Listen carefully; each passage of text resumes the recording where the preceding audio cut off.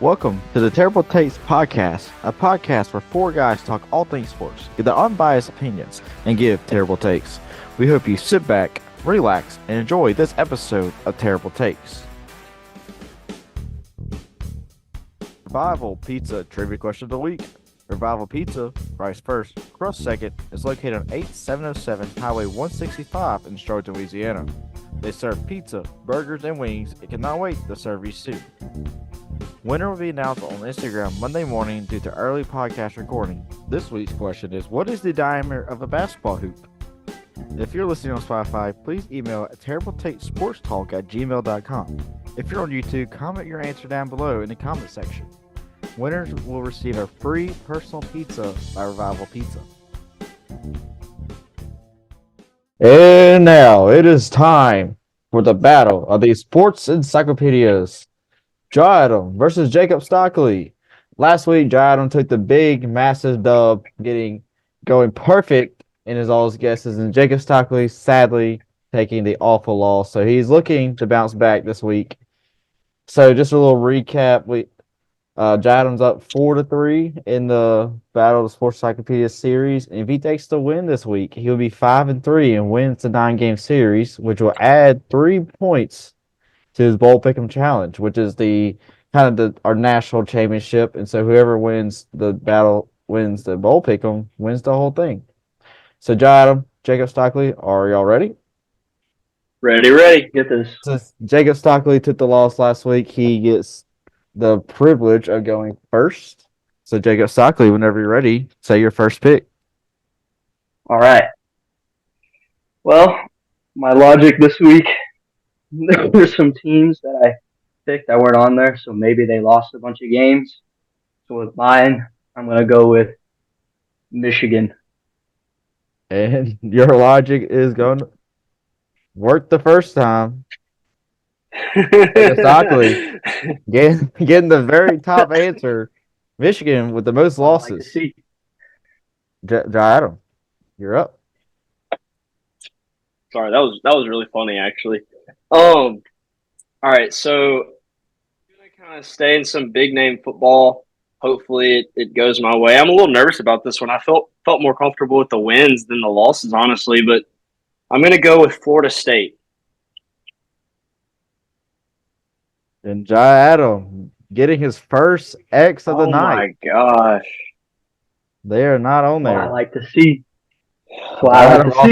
Off to a rough start.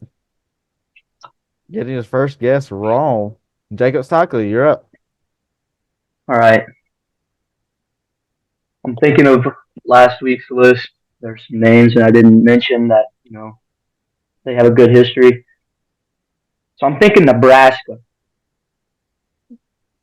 Stockley with the second one correct of the day. Getting Nebraska with 27 losses. Joe Adam, got some pressure on you, down 2-0. Yeah. Okay, shoot, man. Let's go Clemson. With 23 losses, Clemson Tigers on the board. You made me nervous going down there. I'm not gonna lie. I'm not gonna lie. Joe Adam gets on the board, second guess of the day. Stockley, whenever you're ready. Ohio State.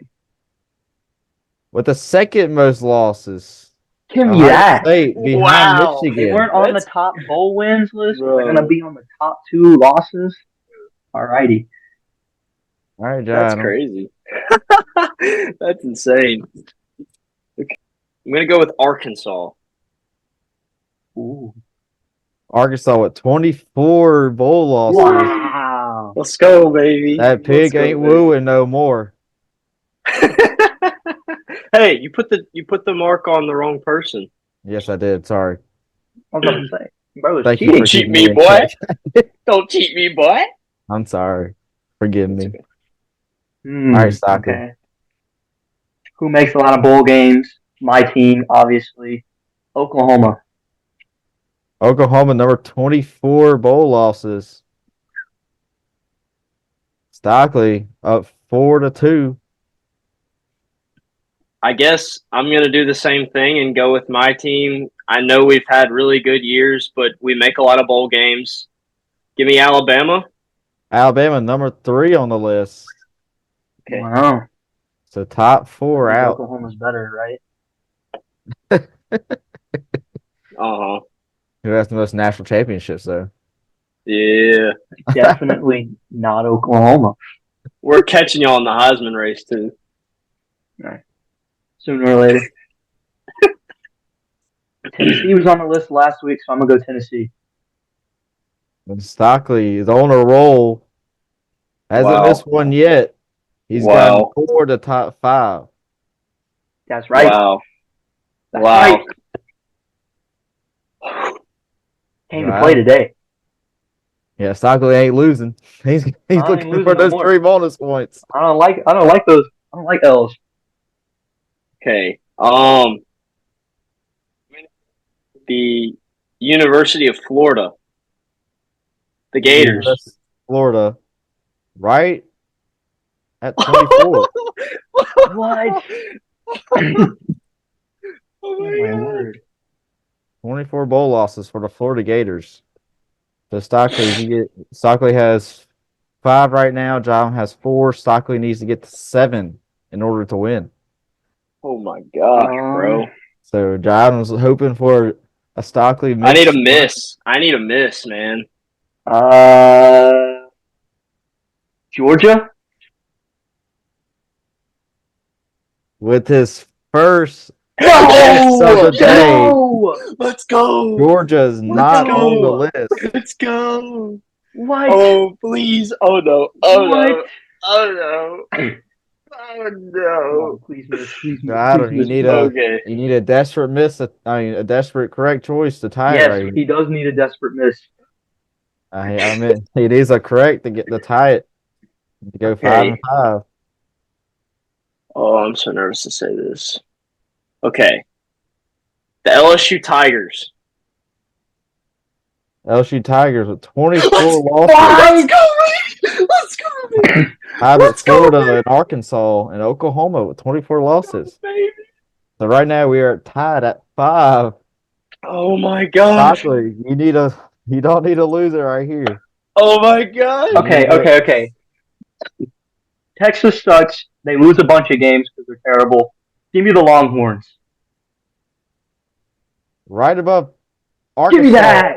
and tied with Tennessee with 25 bowl losses. Give me that. There's 2 left on the board. Jadam, you need a tie. Jadam needs to get 1 correct. Hope for a Stockley miss and another correct for the win.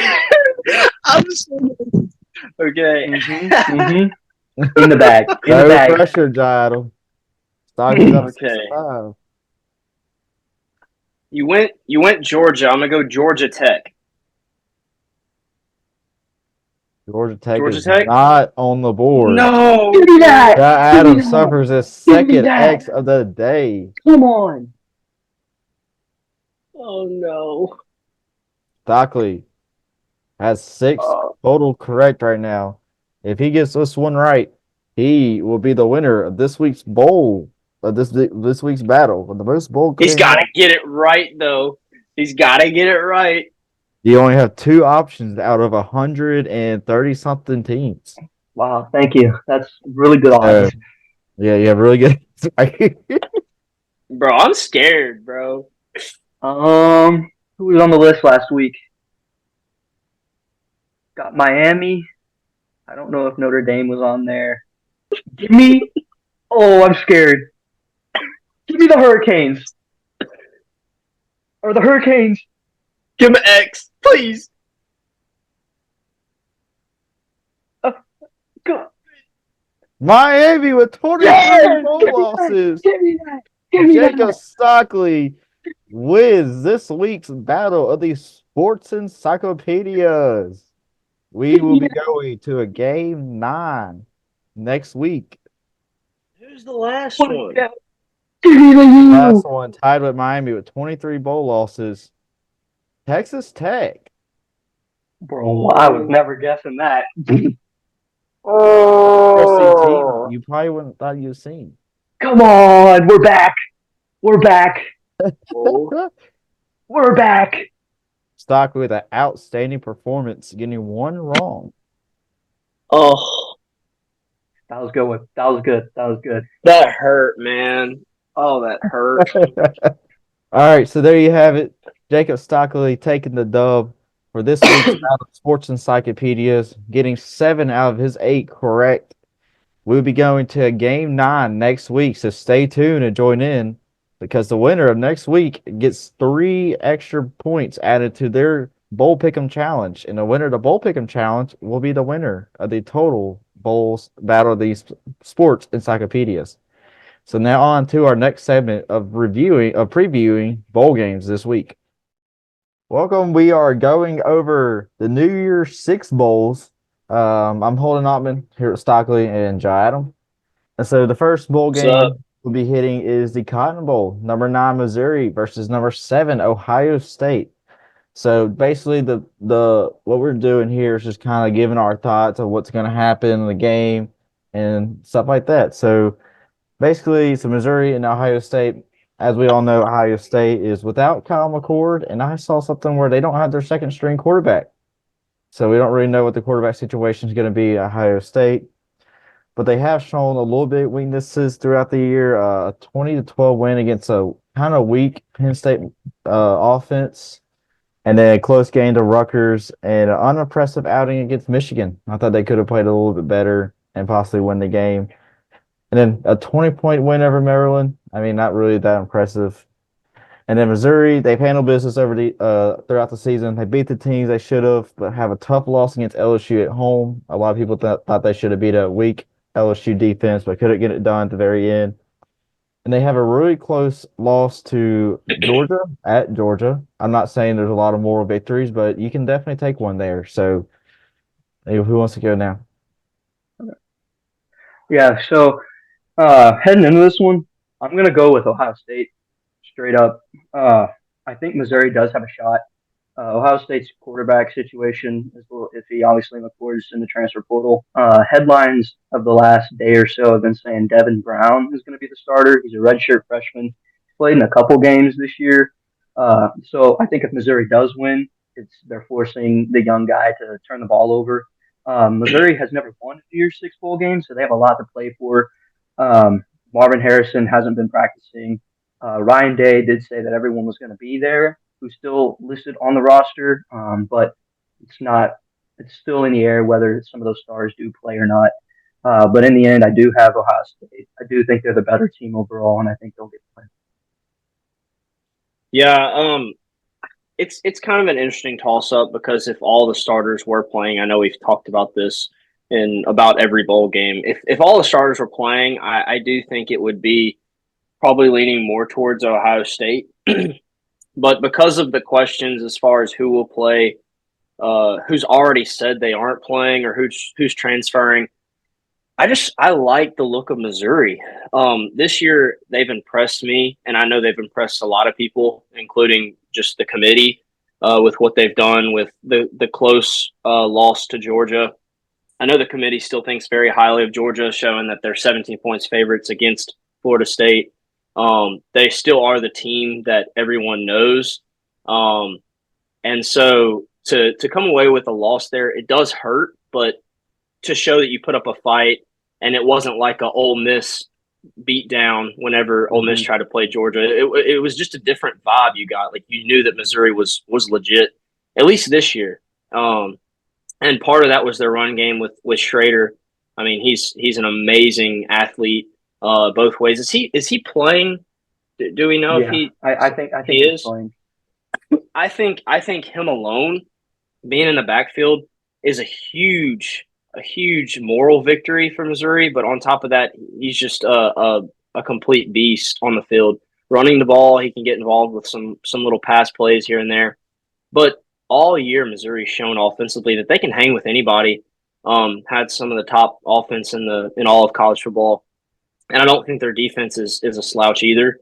So I'm going to take Missouri on this one. Go with the SEC guys. And honestly, I wouldn't mind seeing Ohio State loss and seeing Missouri pick up their first New Year's Six. I don't like Missouri. They're misery. They're mid poo. They're nasty. So go Buckeyes. I do think it'll be close though. Yeah. Yeah, well, I'll actually be at the game, so I gotta remain neutral, so I won't be saying who I win. But going on to the next game, we had the Chick-fil-A Peach Bowl, number 11 Ole Miss versus number 10 Penn State. So Ole Miss, I think they're kind of like the same team as Missouri, except they've handled business. They beat the teams they should have, but lost a few games like they should have, like people predicted them to lose. Not really a close game against Alabama or Georgia, but they've actually had a lot more closer games, probably closer than they probably wanted against Texas A&M and Auburn and Arkansas. Those are like all like one possession games. And then Penn State is actually a 3.5 point favorite in this game. Very interesting. You have a high flying offense at Ole Miss versus a sucky offense at Penn State. But Penn State has a good defense, so maybe that's what's keeping them at the 3.5 point favorite. So yeah, so Yeah. You bring up offense in terms of points per game. Penn State actually has a higher points per game than Ole Miss by almost 3 points. But we do see a slower style, and it's definitely not as flashy as the Ole Miss offense. Like we think of Ole Miss, we think of offense, we think of Penn State, we think of defense. I they do have the think greatest that Ole Miss, offensive mastermind in the game. Lane right? Kiffin. I do, I do think Ole Miss is the better offensive team than Penn State. I do think it'll be can this Penn State team stop the Ole Miss team, and can the Ole Miss defense continue to get stops to get the ball back into the hands uh, of their offense. With that being said, I do have Penn State winning this game. I also feel like it's going to be close. What came down for me is turnover margin. I've been looking at the turnover margin for the majority of who I pick in these games. They have a plus 18, which is first, and they're first in yards allowed. Um, Ole Miss must get stops. They must force turnovers. Penn State doesn't turn the ball over a lot. They only have 6 total turnovers in the offense, so they do keep the ball. I do think Penn State wins, though, but I do think it'll be very close. Yeah, I mean, we can throw the stats, around the defense. It's given to Penn State, and the offense is given to Ole Miss. It's pretty simple as that. I do understand that Penn State is averaging more rushing yards per game, and more points, and they're even averaging. They're having a better season as far as third down percentage too. It's just a little bit more efficient. But as far as like total offense goes, Ole Miss is definitely the better team offensively, mainly because of their passing, and that's something that Jackson Dart is very good at. I think he's yards on the season passing, but Penn State's quarterback, he's not flashy for one. He sticks to the books a lot. A lot of if the play's not there, kind of just throw it away or make mistakes. Yeah. Whereas Jackson Dart can use his legs to be able to get out of the pocket, make plays with his feet if he has to. And they also have really good running backs too. Both teams, actually. Penn State has like a dual back type situation where they have two different guys who come in, and they're both over 600, 700 yards rushing on the season. And Ole Miss is they have their guy. I can't remember his name, but he's really Judkins, and he's having a good Yeah. season. He's over 1,000 yards on the season rushing and stuff, and he's also involved in the passing game as well. Ole Miss is definitely kind of that. I know Lane Kiffin hasn't exactly been like a head coach in the NFL, but if he was, he would be that kind of like crazy offense that you see getting involved with their slot receivers and kind of like a Miami Mike Dolphins maybe. McDaniel. Yeah, exactly, Yeah, exactly. yeah, exactly. But it's going to come down, I think, to like what you said. Ole Miss doesn't have that great of a defense, but Penn State does. And Penn State's offense makes a lot of mistakes, and they're very traditional football, whereas Ole Miss is very, try to shock you or whatever, go deep on you or whatever. I am going to go with the underdogs here. I'm going to go with Ole Miss. I I agree. think that the offense will be too much. I think they're going to be able to get some stops against the offense that isn't exactly, even though they're maybe more efficient, I think it's not enough in this type of game where you got to air the ball out. I think Where you're going to have Aller to is going to score really points. struggle. Yeah. I think Aller's going to struggle to be able to produce like a 300 plus yard passing game whereas Ole Miss has been doing it all season consistently. So I'm going to go with Ole Miss on this one. Yeah, I gotta go Ole Miss because I gotta root for my grandparents' team. Because if I want some inheritance, I need to go for Ole Miss. So Wow. next up, we have the Capital One Orange Bowl. Uh, Not really gonna spend much time about this because it's a Georgia versus Florida State, and Florida has no offense, as we saw. Georgia has all the offense in the world, and they've been dominating. So give me Georgia. Yeah, I'm also going to go Georgia. Um, Obviously, Florida State's backup, Tate Rodemaker, is in the transfer portal, so they're going to roll with that other dude. I don't even remember his name. But, if it's that same exact offense I saw against Louisville, against a way better defense than Louisville has, then I think Florida State's going to be in major trouble. Obviously, Florida State has some opt outs on the defensive side in Burst, a very good defensive lineman. Uh, so I do think Georgia does whatever they want. Georgia's obviously going to have opt outs as well, but Georgia overall is a way better team than Florida State, in my opinion, and I think it'll show uh, whenever they play in the Orange Bowl on Friday, I think, or Saturday. And I do think Georgia covers with ease. Yeah, I mean, I checked all the stats, and it's funny because every single stat you can look at, I know that it's not all about stats all the time, but when you look at compare the stats offensively and defensively, Georgia has all the offensive and defensive stats except for two, and that is that FSU only allows 7 yards less through passing and allows less than a point, like 1 point per game given up. So it's not much of a difference Yeah. in what Florida State does lead statistically.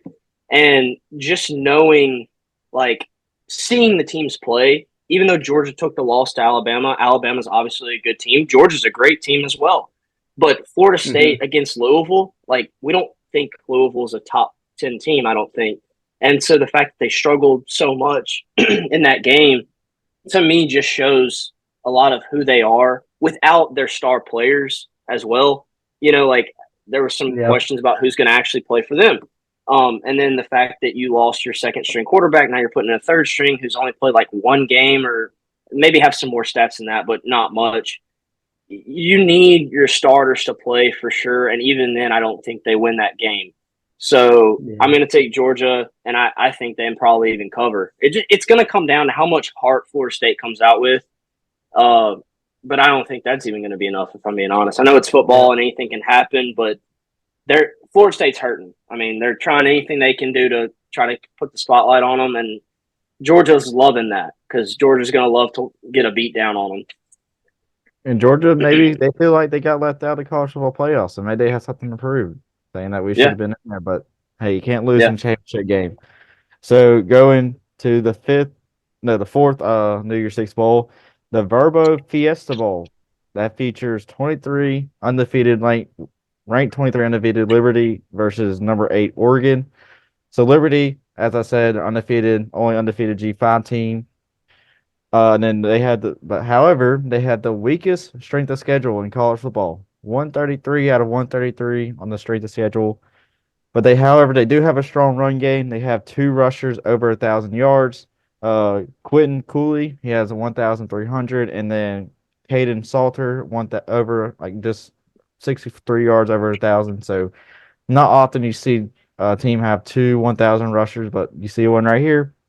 Now Oregon, they have their only two losses were suffered by Washington.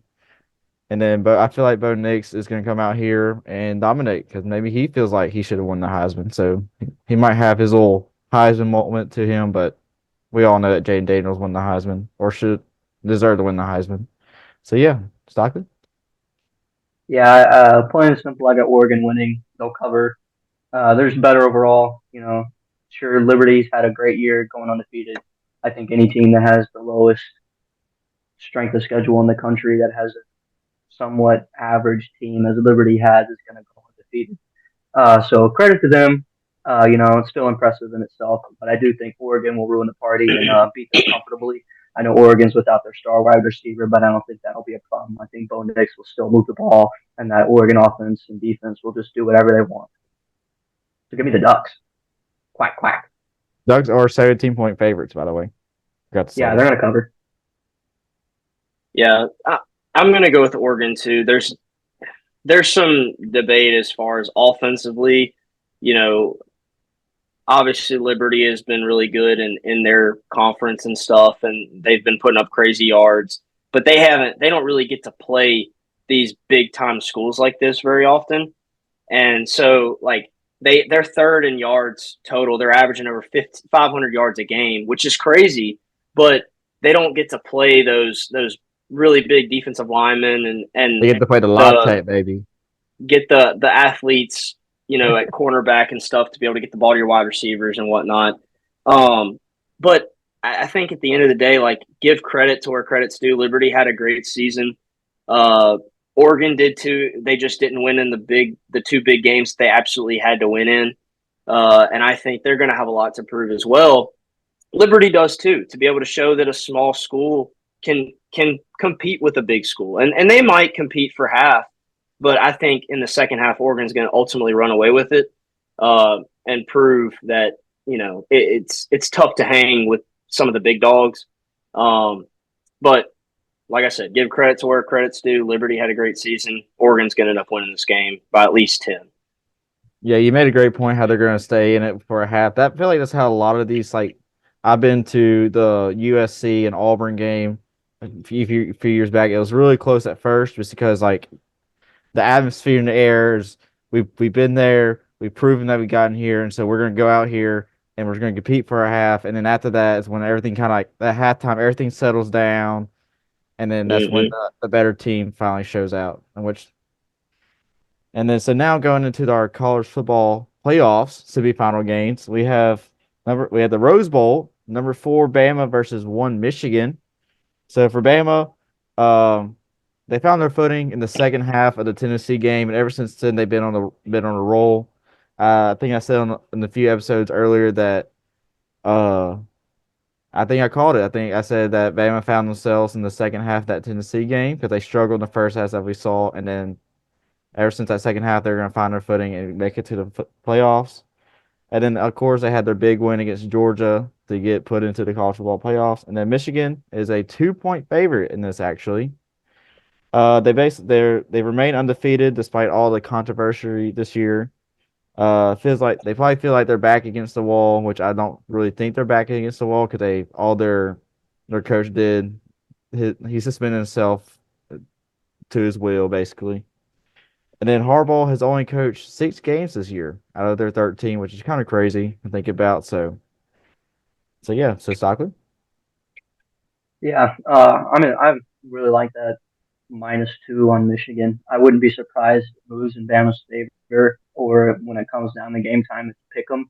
I think these two are even when it comes to who's going to win.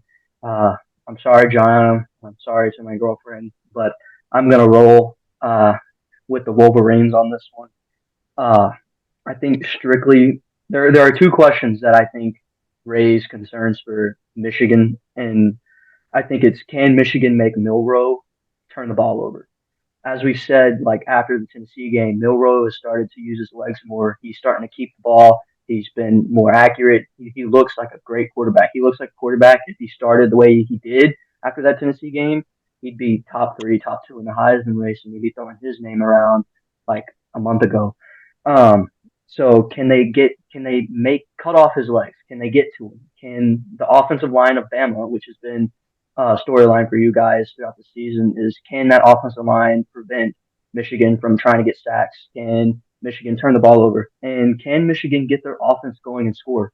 We know Bama can score, right? They played in a shootout against LSU, who had the good offense, and they won that shootout. They shut down a Georgia team. They've looked very impressive. And so, I have Michigan in this one. I think it'll be really close. I think Michigan can run and pass. I think it'll be close. If I had to give a prediction, I think it'd be 30 to 27. 30 is a little bit much. I think if Michigan can get to 30, they win this game. But that's if they can get to 30. It also depends on how they use JJ McCarthy because as we saw in the Penn State, they ran like a total 26 times. So I mean, it just really depends on their playing calling for Michigan. I mean, and if you look at the Iowa game, right? Iowa, yes, they have a good defense, but like, they seem to struggle to even try and get to that 30-point mark in the game. Yeah. So we'll see. I'm gonna rock with the Wolverines though. I'm rocking Wolverines. Got him. Well, y'all know I'm not, and I'll say this: your girlfriend can come and watch the game over here, and you can just not since you're not gonna be on Hey now, the roll tide hey, train. hey.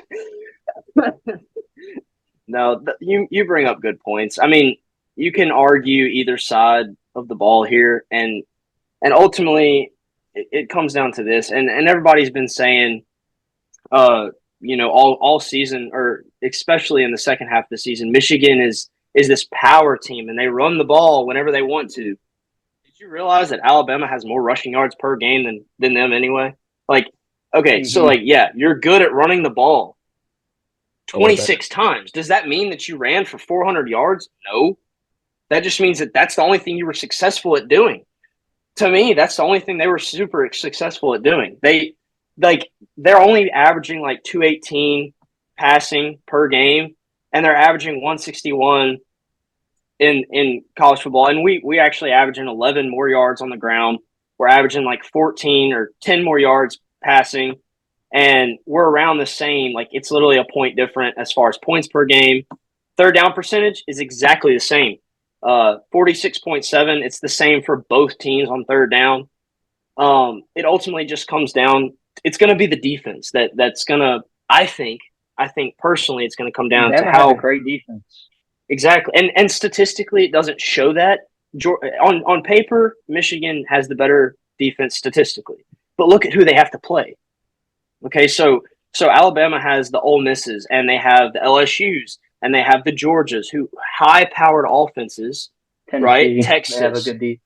Texas, and so you think of these teams, and it's like, okay, they pass the ball a lot, okay, and they are very good at running the ball as well, but they are mainly air too, and so when it comes down to those types of teams, I do believe that we struggle more with a dual threat quarterback who can run, who can throw, offenses that can do both. Those are the defense or the offenses that hurt our defense the most, because it's like, we've said this before. It's like the penalties start adding up on defense. You get pass interferences. You may jump off, whatever it is. Because when a But quarterback can extend the play on their feet, that causes like those pass exactly, interference calls cause the defensive holding. And then you exactly, think Mm-hmm. when the pocket collapses, like, okay, we got him. It's a sack, and all of a sudden he's out and about running 23 yards sideways. exactly. And there's miscommunication that gets involved. I mean, that's why you see busted plays in NFL and college, because if you have a dual threat quarterback and you're not expecting this long route or whatever, this deep ball, you may get out of position, the safety may crash, whatever it is, and you have a wide open wide receiver down the field. That happened against Texas like one or two times. But again, talking about defense, what does Michigan exactly play in their season that's super high powered offense? I mean, you have Ohio State, and Penn State didn't do But anything. even then with Ohio State, their offense wasn't that offense that we are used to in the last couple Exactly. of years. Exactly. And you can say, like, sure, Michigan offensively, defensively, good football team. We're not saying they're terrible. But when you're looking at them neck and neck like this, and you go, who do they play in their regular season? How did they look when they played them? I don't know. Like, you run the ball 26 times against one of your better opponents. How does that show anything? Like, I mean, they only beat a yeah, Maryland team 31-24. it can show you can overpower them, but are you going to really overpower a Nick Saban coach defense, like run the ball 26 times? I don't see that happening. I don't see Alabama saying, yeah, y'all run the ball 26 times and y'all get all these yards, or make us look really bad, weak, and whatever. That's not going to happen. And ultimately, I do think it's going to be a really good game. But honestly, if I'm being completely honest, you can write this down. I was more nervous to play Texas or Washington in the first game than Michigan. And here's the reason why. It's for everything that I just said.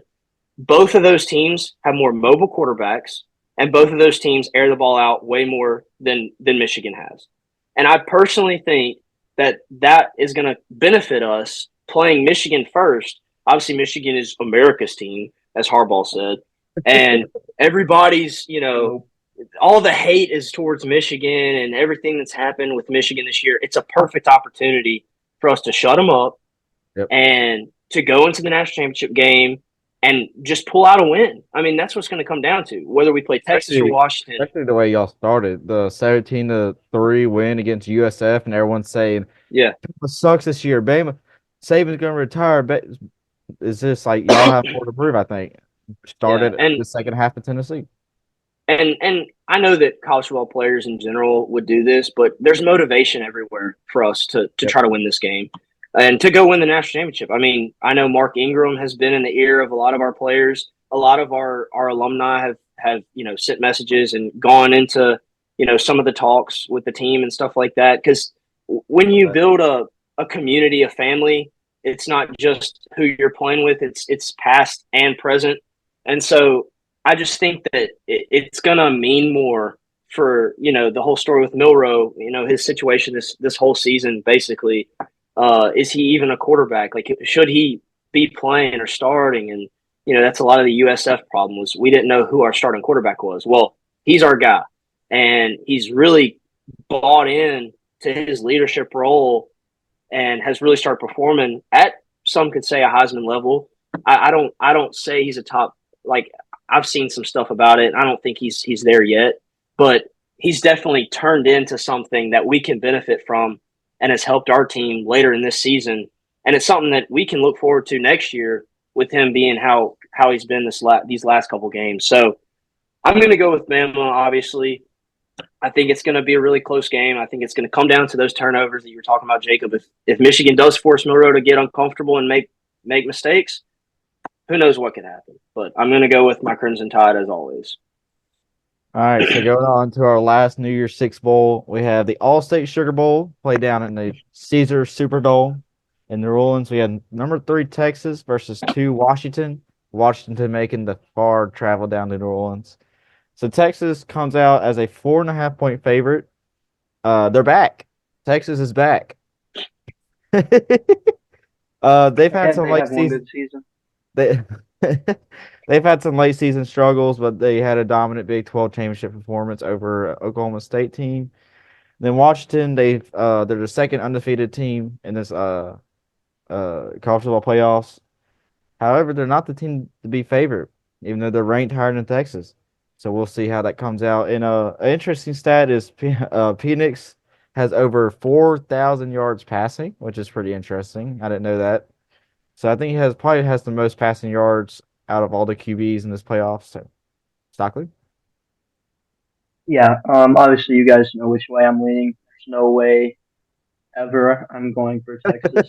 It'd have to be like, yeah, I don't know. I don't see a world where I root for Texas, honestly. So I'm gonna go with the Huskies. Um, I think the questions here are: can Washington make Ewers and that Texas offense in general turn the ball over? Um, it's similar to like what OU did against Texas. OU's defense made Texas turn the ball over. They got the interceptions, they got the fumbles, they had a fourth and goal stand at the one, and that helped and contributed to a win. And I think if Washington, because they don't have a real good defense. Their last couple games they looked really good, and so that also leads to my next point of I think if Washington comes out like they did against Oregon, I think Washington plays Texas close, and I think Washington gets the W. I do think this game is also going to be close. I don't think there's any game in this New Year's Six lineup that's a blowout besides Georgia and Oregon. Um, Washington has a good offense. So does Texas. Uh, Washington's time of possession against Oregon is against a good high-powered offense. I'm stealing John Adams' thunder on time of possession on this one. 37 minutes. 37 minutes they control the ball. That's not normal for a high-powered, high-flying offense, and I think that shows to they're able to adapt, which is great because if you're just one-dimensional, all we can do is go down the field as quickly as possible. We don't know how to control the game. It's going to catch you, and against a good defense like Texas has, you know, you need that ability to run the clock. And I think they showed that against Oregon. They had the ability to run the ball. The running back averaged 7 yards per carry. And so then, yeah, Washington has to create turnovers. And can Washington make stops on third down? Uh, Texas is good at converting their third downs. They have the second best defense when it comes to stopping third downs. So can Washington convert their own third downs? Can they extend those drives? can they stop Texas's drive? I think what really comes down in the theme is Washington's defense. I do believe Washington has a good offense to score points on this Texas defense. Can Washington's average defense stop this Texas offense? I think they can. I'm going to go with the Huskies. Bark, bark, bark. Go Huskies. I had Texas, by the way. And that's terrible. I'm sorry. And Texas is not back. They have one good season in 6 years. Next year, you better do something in the SEC. Hey, And, hey, and hey, maybe, hey, hey, hey, where's your Jayhawks, man? hey, we're back. 2 successful seasons, bowl seasons. We're back, and we're going to win tonight. Yeah. So looking at this game, I've already said that, as an Alabama fan, I'd be nervous to play either of these teams more than Michigan. And I still stand by that. Both of these are high powered offenses. As you said, Holden, Penix is having a very great season as far as his yardage and stuff. But Ewers is having a great season as well. I know he had some injury along the way. I'm not saying he would have been 4,000 yard passer, but he's accurate and he can make plays as well. Statistically, it's a toss up. There are some stats offensively that Texas is better with, and statistics that Washington leads. It's going to come down to defense. Jacob already said this, but Texas actually is in charge of every single defensive category as far as yards, pass, rush, points. So I just don't. Man, it kind of comes down to the thing about Alabama and Michigan is like Texas. I don't think they necessarily play a whole lot better schedule, but outside of Oregon, I don't know. You could make an argument that Washington has played just as much talent, but as far as like Oregon State, Oregon, and like Arizona and stuff, there's a toss up. Texas had to play OU. Texas had to play Alabama, which it's the second game of the season, but they looked really good when they beat us. It may not even matter who they played. I just think that Texas has a little bit of both worlds as far as passing and running. And I think Steve Sarkisian would be a dum-dum to not look at Washington's offense and say, where do their yards come from? Where are they successful? And for him to not point out easily to his defense, hey, watch the pass, because they don't run a whole lot. And if we're being completely honest, Michael Penix does not really run a whole lot with his feet. He may do some short yard stuff, but he's not a scrambling quarterback. So what the run is going to come from is the running back, and they don't beat people on the ground. I will say against Oregon, though, they found success keeping time of possession going, which you stole. You did steal my thunder. I was going to bring that up. With these high-powered offenses, who can stay on the field the longest? Because as we've seen time and time and again, football has always been this way. And probably any sport, honestly. I know soccer's this way. It's important to have possession. If you have possession, you have the ball, you can score, right? You hold the ball longer, the time goes down. I mean, you see these games in the NFL or whatever, and it's like this team holds the ball for 7 minutes, and you're like, where'd the first quarter go? Well, it's because this team just had successful enough plays to keep going down the field. They end up scoring on that drive, and they wasted half the quarter. And Like so I can definitely see. I was Sorry, watching go ahead. one bowl game, and like one team had 9 plays in like 7 minutes. That's almost like that's 45 seconds of play. Like they're wasting Yeah. time. Like they end up scoring a touchdown, end up winning, I believe. But like that's like one drive taking 7 minutes and having 45 seconds of play. It's absolutely insane. Yeah. And along with, if you are going to be successful with the time, you also have to be successful in your efficiency. If you're getting on third down and you can efficiently get a first down, then you can make a drive last that long. And if you can produce points, whether it be 7, whether it be 3, then that's a successful drive. If you're wasting half the quarter, I'm not saying that's what's going to happen, but I guarantee whoever wins this game will have more time of possession by at least 5 minutes. That's what it's like. The winner will be over 5 minutes of possession and turnovers. Turnovers can kind of flip flop that because if you hold the ball the longest but you have more turnovers, I can see where that can maybe keep the game close. But if you dominate both of those statistics, most of the time you're going to win in a game like this. And so I am going to go with Texas. With Texas, I want to see a rematch against Alabama. I'm not saying I like them.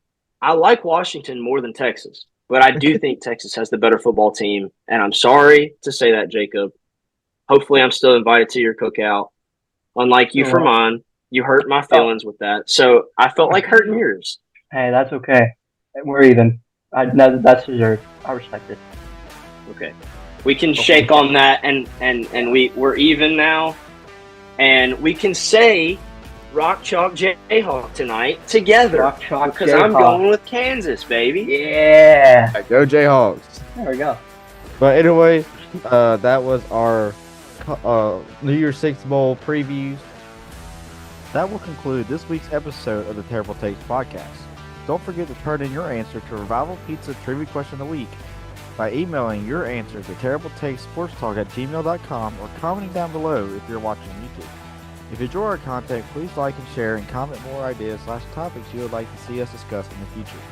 See you next week, and thank you for listening to this week's Terrible Takes podcast.